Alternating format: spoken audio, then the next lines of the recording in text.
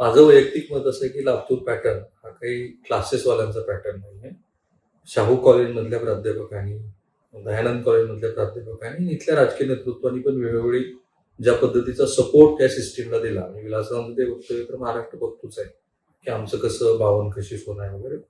All credit should be given to them की त्यांनी खरोखर चांगल्या पद्धतीने तयारी करून घेतली. असं म्हणून सुद्धा आता जे काही घडलेलं आहे त्याचा लातूरला किती फटका बसेल? शेवटी फटका बसेल, काही प्रमाणामध्ये त्याचा फटका बसेल हे सत्य आहे.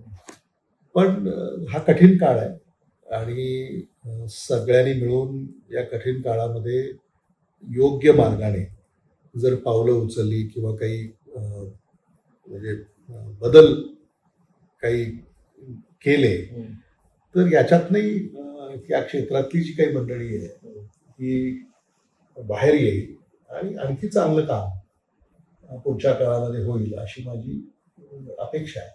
तुमची जेईए संदर्भातली मी पोस्ट बघितली, तुम्हाला असं म्हणायचं होतं की ही 52 कशी सोडणार? अगदी कारण शाहूचे प्राध्यापक तेच म्हणतात. अगदी आत्ताच परीक्षा झाल्या, निकाल लागले आणि जो संशयाच्या नजरेनं जे काही लातूरकडे पाहण्यात येत होतं तो मला वाटतं त्या निकालावरनं संशय दूर झालेला आहे. आणि म्हणजे हे प्रकार घडले ते दुर्दैवी आहे, ते घडायला नको होते आणि यातूनही लातूर हे चांगल्या पद्धतीनं बाहेर पडेल असं मला वाटतं.